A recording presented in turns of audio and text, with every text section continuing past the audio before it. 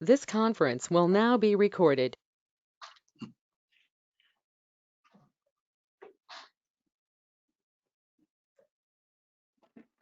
Hello, everyone. I was having a little bit of technical difficulty, so I had to change computers real quick. Oh dear.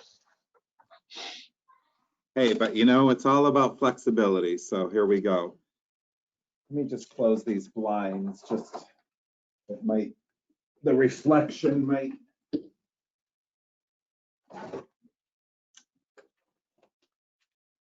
That might be a little bit better for everyone who's watching this. So, hi, Helen.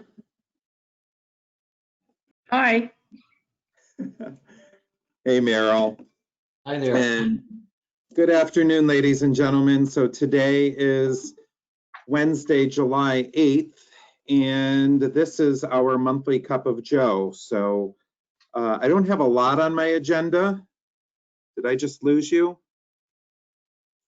No. Helen, there. are you? Okay. I'm here. There you go. Great. I don't have a lot on the agenda since we're doing these weekly, but I will start out with just an update from the Florida Department of Health. And obviously the pandemic continues, as do the state of Florida, number of cases, and more specifically, Martin County. So in the state of Florida, we're up to about 224,000 positive cases with about 3,900 deaths. And specifically in Martin County, we're up to about 2,500 positive with 34 deaths. Now, I did a little drill down on the zip codes because you can go into the Department of Health and you can drill down onto the zip codes. I'm getting feedback. Are you guys getting feedback? I don't think so. Okay. No. So interestingly enough, when I looked at our zip code here at 34990, we have 197 positive cases within the 34990 zip code. So just for whatever it's worth, there are people right in our zip code that have been infected. And then interestingly enough as well, and we've been seeing the median age trend down, the median age in Martin County is 38 years of age, and then the state median age is 39. So just, some interesting statistics and so forth that I wanted to share with you on that. So state of the community update, we are continuing to test our Water's Edge employees, and then we've done a baseline test on our independent living employees, and there have been no changes there. So in fact, we've had some of our previous positive employees convert over to being negative, back to the negative status. So that's really good news, and we call those recoveries. So we're just so you know, we're continuing to test employees, and if a resident does present symptoms, we're talking through that with Mary and referring them to their physician for potential testing. So Jill is not joining us, but I wanted to give you a sales and marketing update. The good news is that we had 3 sales in the month of June. And in the month of July, we already have 1 sale, and Jill is working on 3 more sales. So we are not slowing down. We did see a slight, we slowed down a little bit, but it's picked right back up. So, and forgive me if you're getting feedback, because I'm hearing feedback. I'm not really sure where it's. Pardon me? Yeah, you are getting a little bit, sounds like you are.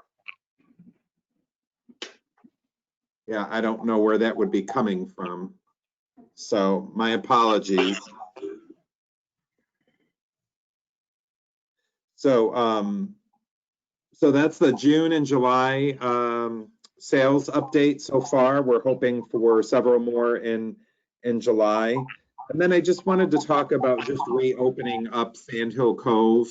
And naturally, with everything that's going on around us, specifically in the state, but even more close to home here at Martin County, we want to just continue on the same path that we're on until the curve flattens before we open up any more services. So I think that's a reasonable way to handle this. If you have specific needs, I have gotten some calls about people who need assistance changing their beds, their bed linens and so forth, and you know, give us a call and we can work through those. And we don't want anyone getting hurt over not being able to change their bed or anything that they feel they have to do that we would normally do. So please know that, you know, just reach out to us and we'll try and get your need met. So with that, I don't have any other updates. So Meryl, I'm gonna toss it over to you now.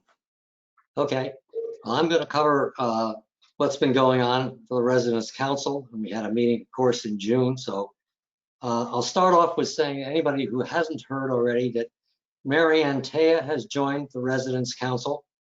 And that is in accordance with our bylaws. The council was to select somebody to replace David Gideon, who went back to Maine. And the council has selected Mary Antea. Now, anybody who knows Mary knows that she gets off and running pretty fast. And ever since I saw her, I gave her a few documents to look at. And the next thing I know, the phone's ringing. And Mary's got all kinds of questions and suggestions and all sorts of stuff. She hasn't even been to a meeting yet. But she's got me working on all this stuff. So that's going to be a great addition. She's somebody who picks up the ball and runs with it very quickly. And I appreciate that. What did we discuss in our last meeting? One thing was committee meetings. And it appears that many committees are not meeting very regularly.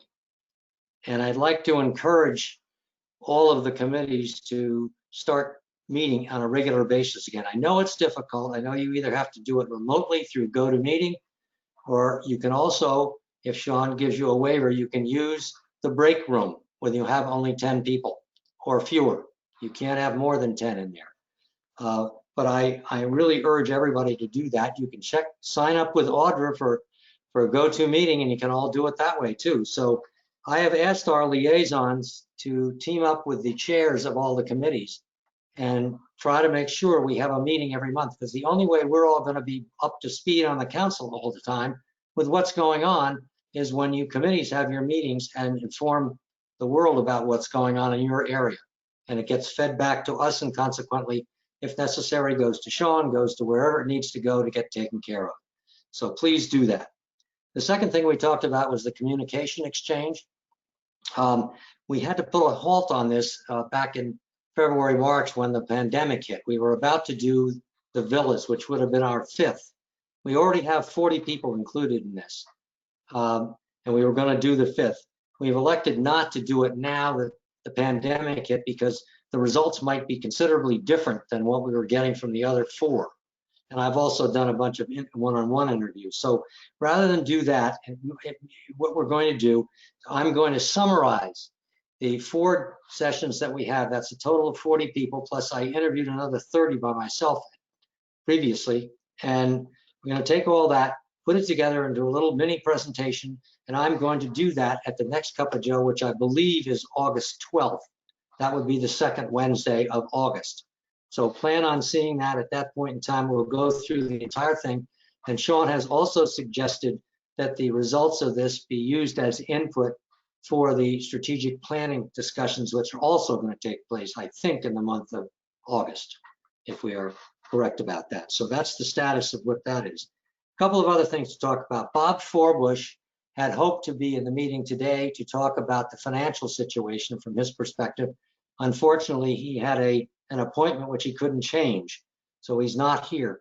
He will be at the August 12th meeting, and he will do a review not only of the most recent numbers, but the 6-month numbers will be in by then, which wouldn't have been in probably for today.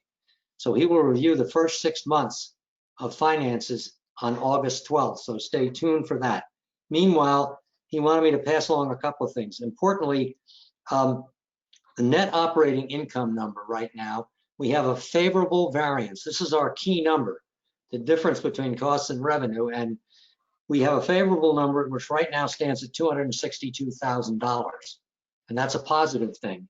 If you went back to March before the pandemic hit, you're going to find numbers were not nearly so appetizing back then because we only got clobbered. And the things that have helped us here are a tighter management of expenses on the entire campus, as well as some government stimulus money, which came in for Water's Edge because they are unable to take certain outsiders cannot come in to be rehabbed at Water's Edge. So they're losing revenue there, but they're making it up because the government is helping them make it up. Okay, so that's where that all stands. Now, going forward, we're looking for other ways to get the Residence Council information out to people more often. If you like to attend, you know you can attend a meeting. If it's held in the break room, we are only allowed to have 10 people in there. So it's kind of hard to get everybody in there that might like to come as a guest. You can always sign up and go to Audra and get included on the go-to meeting portion. We will do go-to meetings for every one of these meetings because we have at least one member who is in Colorado at the moment. So we're always going to be on go-to meeting. The other thing that we've decided to do is that we're automatically, as you may have heard at the beginning of this meeting, these meetings get recorded. So for every meeting that we have of the Residence Council that gets recorded, we're going to try to post that on Odyssey so you can look at it at a later date. So everybody has a chance to see how the sausages are made. It may not be that exciting, but you'll be able to see exactly what's going on. So that's another way to catch up with what's going on at the Residence Council level. So I urge you to look for that in the future meetings that are going on. Lastly, I want to look ahead a little bit toward the fall before we get Helen up to talk. Two things we talked about at the council. One, we really want to have, if at all possible, a live meeting at our annual meeting in November. We probably won't be able to have 100 people in a room. It looks like the pandemic will still be going. So we're trying to explore other ways, whether they're smaller meetings where we can have big social distancing movement between parties or whatever. But I really feel that having the people in the room to see us at that annual meeting is very important. It's important for approving the bylaws, which need to be approved so there can be discussion. It's an important meeting because candidates for election to the Residence Council are given the opportunity to speak to the community. So I want to make sure that we do everything we can to see if we can make that meeting live in some form. Secondly, I'd like you all to start thinking about whether or not you'd like to serve on one of these committees or on the Residence Council. Officially, that doesn't start until September. But rather than wait until September and then say, okay, now what do you think? And you say, well, I got 3 or 4 weeks, I'll think about it for a while. And then pretty soon we run out of rope. The time runs out and we haven't gotten all the candidates we'd like. So please start thinking about that now. And to that end, that's why Helen is here today. You know, we had Barbara Foltz talk about landscaping. We had Joan Collins talk about food and beverage. Today, Helen Seibold is going to talk about the HMS committee and what that committee brings to the party, because each one of these groups works with representatives and management here and trying to solve problems. So with that, Helen, would you tell us a little about the HMS committee? Thank you, Merrill. The Housekeeping, Maintenance, and Security Committee consists of about 11 members at the present time. Each member of that committee is assigned an area of Sand Hill Cove campus to patrol. We look for things that need to be repaired, things that need to be painted, and the general condition of the community. We're the second pair of eyes for management. Each member then sends a report to Sam Topping and Jim Colburn, and they compile a list of things that we have addressed that need to be addressed. We meet the third Monday of the month. We meet with Sam Topping, the Director of Facilities, Jim Colburn, the Head of Housekeeping, Kurt LaPlante, the Head of Security, and Peter Kaufman, who manages maintenance. We discuss the issues and we discuss broader issues. We were the committee that originally addressed the parking situation. And we try to address things that affect the community that we can make a difference with. I will say that management works very diligently with us. Sean is usually at our meetings. They're very interesting and they're very productive. And I think my committee makes a difference to this community and how it looks and how it feels. If any of you are interested, I have 11 committee members now. I can always use a couple more because we have a lot of areas to cover. And if you're looking for a productive community, then which will makes a difference, please join us in the fall. We look forward to having you. Thank you very, very much. Okay, let me just hitchhike on that just a little bit, give you a little more boost on that. As a preview of the communication exchange summary, which we're going to do next month in Cup of Joe, one of the big things that people brought up that they thought could be improved to make us even better than we are today had to do with parking. So think about that. That's one of the things that came up most frequently from the residents as an issue that needs to be addressed. Secondly, think about prospects that come here. Now, they can't do that so much right at the moment because of the pandemic. But when prospects come here, the very first thing that they see is all the territory that Helen was just talking about.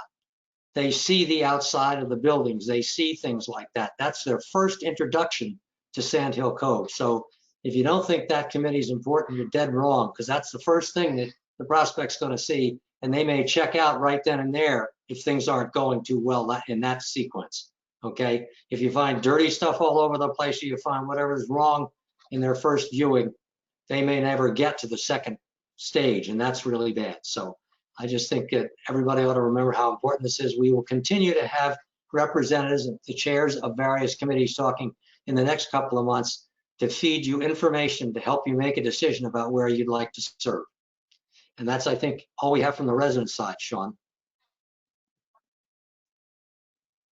Well, thank you, Helen and Merrill. Helen, it's always so good to hear you talk about environmental services. And as you were talking, I was thinking about there's so many great things that come from these committee meetings. And, you know, one of the things that just came up, and I don't know if you had any influence on this or not, but was that we didn't have any hand sanitizer by the refuse doors. And so I know that we had to rig it, but we did rig a contraption so people can sanitize their hands going in and out. So, you know, we're working to secure a better hand sanitizer for that area, but that was brought to our attention. And, you know, sorry, we didn't think about that initially, but, you know, there are so many things going on. We really do rely on our residents as eyes and ears to feed us the information so that we can better serve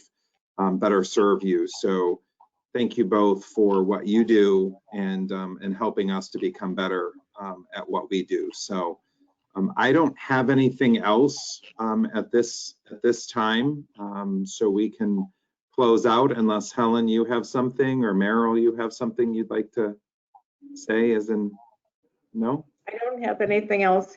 I just hope that residents, if they see something that needs to be done, they put in a work order and help assist the HMS committee in keeping this community the way it is. Absolutely. And, you know, Merrill, I think as you were talking too, with these committee meetings, I think it is important that because if we wait to get back to the way things used to be, or the way we knew it to be normal, we could be waiting for several months, you know, a long time. And so I think having the committee meetings and offering them for people to attend through GoTo, or having them in the card room, which is our employee break room right now, in groups of 10 or less, I think that is our new norm for right now. So in order to keep things moving forward in some sort of operational, you know, relationship with our committee members, I think that that's a great solution. because we could be waiting until next year, you know, to get back to having actual committee meetings, and if we don't adapt to where we're at now. And so I see this as an adaptation and a way to keep things moving forward. So all right. So with that, happy Wednesday, everyone. And I will keep you informed. We'll send the weekly out, and if anything new comes up between now and Friday, you'll read about it in the weekly. So Helen and Meryl, thank you so much. And to all of you at home, thank you for tuning in. As always, I appreciate you and your support. And just be mindful that this virus continues to grow, leaps and bounds.